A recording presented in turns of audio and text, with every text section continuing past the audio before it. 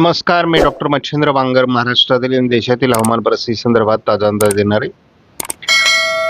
महाराष्ट्रामध्ये आणि देशामध्ये पाऊस पडण्याकरता अनुकूल परिस्थिती निर्माण होणं आवश्यक आहे आणि त्यासाठी केवळ बंगालच्या उपसागरामध्ये वातावरण निर्मिती होते. अरबी समुद्रात त्या प्रमाणात वातावरण निर्मिती नाही, परंतु पुढील काही दिवसात ती वातावरण निर्मिती होईल असं वाटतं. या ठिकाणी बाष्प निर्मिती होत असून या बाजूने मान्सूनचे वारे प्रवाहित होत आहेत. त्यामुळे यदा कदाचित ही सिस्टम भारताला वातावरण बदलण्यास कारणीभूत ठरू शकते. शिवाय उत्तर भारतामध्ये जूनमध्ये फारसे WD नसतात, परंतु आज एकापाठी एक WD सरकताना दिसत आहेत. त्यामुळे उत्तर भारतातील काही राज्यांमध्ये पावसाचं प्रमाण अधिक आहे. ज्यांनी या चॅनलला सबस्क्राईब केलं नसेल, दररोज व्हिडिओ बघतात, त्यांनी देखील या चॅनलला सबस्क्राईब करायचा प्रयत्न करा, की जेणेकरून तुम्हाला दररोजचं नोटिफिकेशन येईल आणि तुम्हाला नवीन अपडेट हवामानाविषयी समजेल. आपण या ठिकाणी बघतो की मान्सूनची प्रगती जवळपास 8-9 दिवसापासून या ठिकाणी पश्चिमी शाखेकडून झालेली नाही. पूर्व शाखेकडून देखील 4 दिवसापासून कुठलीही प्रगती झालेली नाही आहे आणि आपण या प्रतिमेमध्ये बघतो WDच्या प्रभावाने जरी भारताच्या या भागामध्ये थोडा थंडावा असला तरी महाराष्ट्राची परिस्थिती सर्वात बिकट या ठिकाणी स्पष्टपणे दाखवण्यात आलेली आहे आणि सातत्याने उष्णतेची लाट देखील दाखवण्यात आलेली आहे. या परिस्थितीत आपल्याला हे बघायचं की खरंच भारतात पाऊस पडतोय का, तर प्रत्येक दिवशी भारतामध्ये पाऊस पडतोय, परंतु त्याचं प्रमाण अतिशय कमी आहे. आता महाराष्ट्रामध्ये केवळ विदर्भामध्ये गेल्या 48 तासात देखील पाऊस झालेला आहे. काल 16 तारखेपर्यंत हवामानातील सगळं परिस्थितीचा आढावा घेता कोणत्याही प्रकारे विशेष कोणत्याही जिल्ह्यामध्ये विशेष हवामानात बदल झालेला नाही. जोपर्यंत वाऱ्यांचा प्रभाव हा या ठिकाणाहून अशा पद्धतीने भारतावर येत राहील तोपर्यंत मान्सून सक्रिय होणं फार अवघड राहणार आहे आणि मुख्य मान्सूनचे वारे या पद्धतीने या बाजूने निघून जात आहेत. जोपर्यंत ही अवस्था आहे तोपर्यंत मान्सून सक्रिय होणं फार कठीण आहे. भारतीय हवामान खात्याचा अंदाज पूर्णतः GFS मॉडेलवर अवलंबून असतो. GFS मॉडेलने दिलेले अंदाज महाराष्ट्रामध्ये फार जुळत नाही.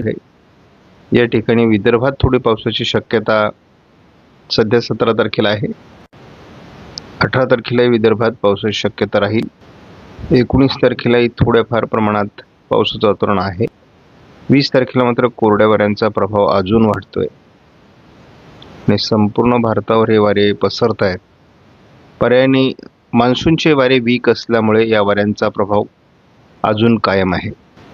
21 तारखेला मात्र एक WD सक्रिय होत असल्यामुळे या भागात बाष्प निर्माण होईल आणि ही काही प्रमाणात कोरड्या वाऱ्यांना रोध निर्माण करू शकतात.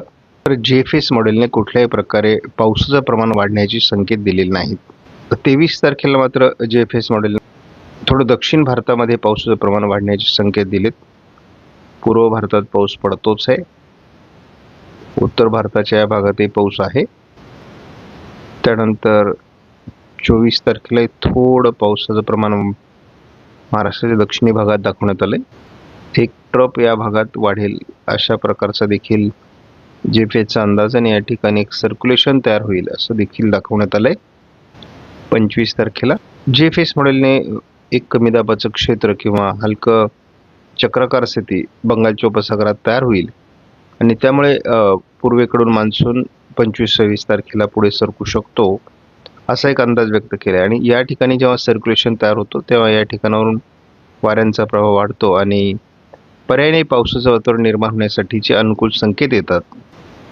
आज 17 तारखेपासून थोडं वातावरण बदलू शकतं असा ECMWF मॉडेलचा अंदाज आहे. आज देखील नागपूर आणि अमरावतीच्या काही भागात पावसाची शक्यता वर्तवण्यात आलेली आहे. थोडं लातूरच्या भागात पावसाची शक्यता वर्तवण्यात आलेली आहे आणि आजपासून कोकण किनारपट्टीला पावसाचं प्रमाण किंवा ढगाळ परिस्थिती वाढेल आणि थोडं या भागामध्ये म्हणजे नाशिक पश्चिमच्या भागामध्ये किंवा थोडं वसई विरारच्या भागामध्ये आपण बघतो की म्हणजे ठाणे जिल्हा, पालघर जिल्ह्यात पावसाचं प्रमाण वाढू शकतं का, हे बघावं लागणार आहे. 18 तारखेला मात्र असलेल्या वातावरणात आणखी घट म्हणजे प्रभाव कमी होताना दाखवण्यात आलाय. 19 तारखेला पूर्व विदर्भाच्या दिशेने थोडं प्रमाण पावसाचं वाढू शकतं असा अंदाज देण्यात आलाय. 20 तारखेला अतिपूर्व विदर्भामध्ये म्हणजे गोंदिया आणि गडचिरोलीमध्ये पावसाची शक्यता दाखवण्यात आलेली आहे. आणि अरबी समुद्रातून पहिला बदल कोकणामध्ये पावसास अनुकूल स्थिती 20 तारखेला दाखवण्यात आली आहे. 21 तारखेला अरबी समुद्रातील शाखा प्रभावी होईल असा ECMWF मॉडेलचा आत्ताचा अंदाज आहे. 22 तारखेला पावसाळी वातावरण तयार होईल हा ECMWF मॉडेलचा अंदाज आहे आणि महाराष्ट्रात अनेक भागात हा पाऊस असेल. कोकणात मुसळधार पावसाची शक्यता व्यक्त करण्यात आलेली आहे, परंतु हा ECMWF मॉडेलचा अंदाज आहे. JFSने हा अंदाज दिलेला नाही. 23 तारखेला सर्वदूर महाराष्ट्रामध्ये मध्यम ते मुसळधार पाऊस काही भागात होऊ शकतो. कोकणात हा मुसळधार पाऊस असू शकतो. त्यामुळे आपण कालच्या व्हिडिओमध्ये किंवा सांगितलेलं आहे की सरासरी बदलेल पावसाची आणि पहिल्या पंधरवड्यात जरी पाऊस झालेला नसला तरी शेवटच्या पंधरवड्यामध्ये जूनमध्ये महाराष्ट्रासाठी तरी चांगली वार्ता असेल असा अंदाज आहे. 24 तारखेला देखील आपण बघतो मराठवाड्याच्या बऱ्याच भागात चांगलं पावसाळी वातावरण आहे. विदर्भामध्ये आहे, त्याचबरोबर कोकणामध्ये सर्वदूर चांगला पाऊस आहे. केवळ हा पर्जन्य छायेचा प्रदेशात सुटतोय. 25 तारखेला पावसाचं प्रमाण कमी होत आहे. थोडं दक्षिणी भागात पावसाचं वातावरण आहे. कोकणामध्ये पावसाचं वातावरण आहे. 26 तारखेला देखील पावसाचं प्रमाण थोडंफार कमी अधिक होतंय, परंतु वातावरण आहे म्हणजे मान्सून पुढे सरकण्यासाठीचं वातावरण आहे. विदर्भामध्ये पाऊस आहे तो, कारण आतापर्यंतचा आपला अनुभव आहे की ECMWF मॉडेलने आपल्याला खूप साथ दिलेली आहे. 27ला तसं उत्तरेकडून महाराष्ट्राच्या पाऊस कमी होतोय, दक्षिणेकडे पाऊस असणार आहे. या भागामध्ये पाऊस आहे, मात्र याच्यावरती पाऊस कमी आहे. आणि आपण नेहमी सांगत आलो उत्तर महाराष्ट्र, उत्तर मराठवाडा, पश्चिम विदर्भ या भागात पाऊस कमी राहील हा आपण सुरुवातीपासून सांगत आलो. 28 तारखेला आता फार पुढचा अंदाज बघण्यात अर्थ नाही, कारण ते अंदाज सारखे बदलतात.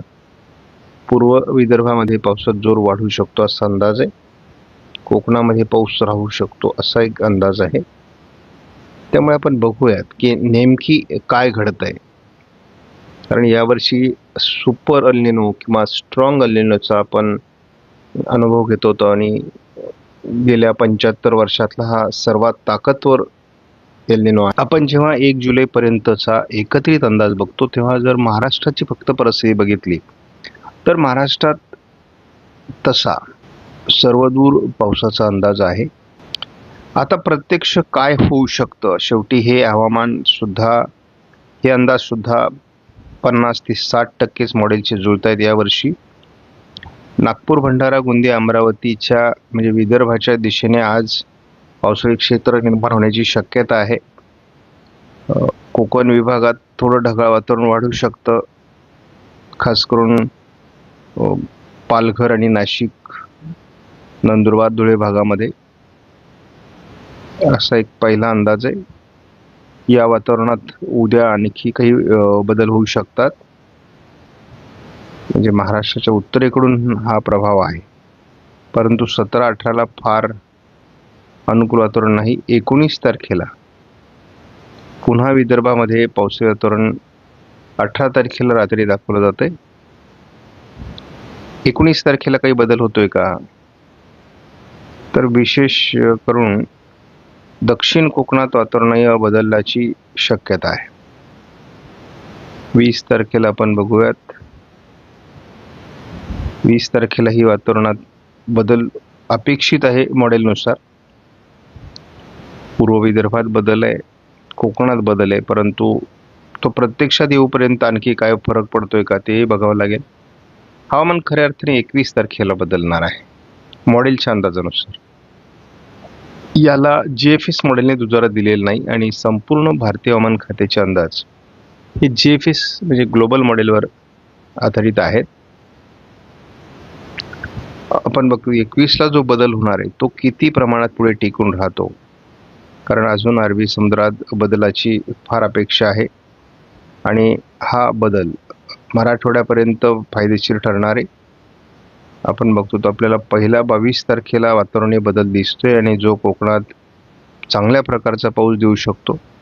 मला आनंद या गोष्टीचा आहे आज 22 तारखेला की मला उत्तर महाराष्ट्रामध्ये, पश्चिम विदर्भामध्ये सुद्धा चांगलं पाऊसमान 22 तारखेला दिसते. त्यामुळे तसं महाराष्ट्राची चिंता मिटू शकते 22 तारखेपासूनच्या वातावरणातली. 23 तारखेला मुसळधार पाऊस आपल्याला कोकण किनारपट्टीला दिसतोय, विदर्भात दिसतोय, मराठवाडा संपूर्ण यामध्ये कव्हर होतोय. जसं वातावरण दाखवते असं जर वातावरण तयार झालं तरच काहीतरी घडेल, अन्यथा फार चिंतेचा विषय आहे. आपण महाराष्ट्राचा विचार करतोय परंतु संपूर्ण देशामध्ये फार पावसाचं प्रमाण कमी आहे. मान्सून पुढे सरकत नाहीये आणि म्हणजे 22, 23, 24च्या दरम्यानच महाराष्ट्रातील मान्सून देखील वरती सरकण्याची शक्यता आहे. आपण 24 तारखेला बघतो चांगलं वातावरण आहे. 25 तारखेला हे वातावरण थोडं उत्तरेकडून महाराष्ट्राच्या कमी होत आहे तुलनेमध्ये, परंतु त्यामध्ये पावसाचं प्रमाण आहे. 26 तारखेलाही थोडं पावसाचं प्रमाण आहे, परंतु विदर्भातला पाऊस थोडा कमी होतोय. 27ला सुद्धा विदर्भात, उत्तर महाराष्ट्रात, उत्तर मराठवाड्यात पाऊस कमी आहे, परंतु दक्षिणेला पाऊस दाखवला जातोय. म्हणजे थोडक्यात 25, 26, 27 पुन्हा वातावरण कमी होण्याची शक्यता आहे. मात्र 28ला पश्चिम महाराष्ट्र, कोकण असं वातावरण राहू शकतं. थोडक्यामध्ये हे वातावरण देखील फार समाधानकारक अजून दाखवण्यात आलेलं नाही. 29 तारखेपासून मात्र मान्सून महाराष्ट्रातून वरती सरकलेला असेल आणि खास करून पूर्व भारताकडून मान्सूनची प्रगती अधिक झालेली असेल असा स्पष्ट संकेत या ठिकाणी दाखवण्यात आलाय. म्हणजे मान्सूनला महाराष्ट्र ओलांडण्याकरता 29 तारीख उजडू शकते असं दिसते. आणि 30 तारखेला देखील महाराष्ट्राच्या बऱ्याच भागात चांगल्या पावसाचा अंदाज आहे. जुलै महिन्यात देखील 1 तारखेला चांगलं पावसाळी वातावरण महाराष्ट्रात दाखवलं जात असेल. हे वर्ष म्हणजे आपल्याला थोडक्यामध्ये हे वर्ष सोपं नाही, हे मी सातत्याने सांगतोय. दुष्काळ पडेल का, मला डायरेक्ट प्रश्नाचं उत्तर देता येत नाही, कारण पाऊस पडणार आहे. काही भागात तो कमी असेल, काही भागात तो जास्त असेल. त्यामुळे जोपर्यंत आपल्या भागात खात्रीलायक पाऊस पडत नाही तोपर्यंत आपण पेरणीची घाई करायची नाही, आपलं भांडवल गुंतवायचं नाही. जेव्हा कारण शेतकरी पेरणीच्या बाबतीत खूप घाई करतायत आणि नंतर खूप तणावामध्ये येत आहेत. तो तणाव यावर्षी घेऊ नका. पाऊस होणार आहे, खूप चांगला पाऊस होणार आहे, परंतु आपण घाबरून जाऊ नका.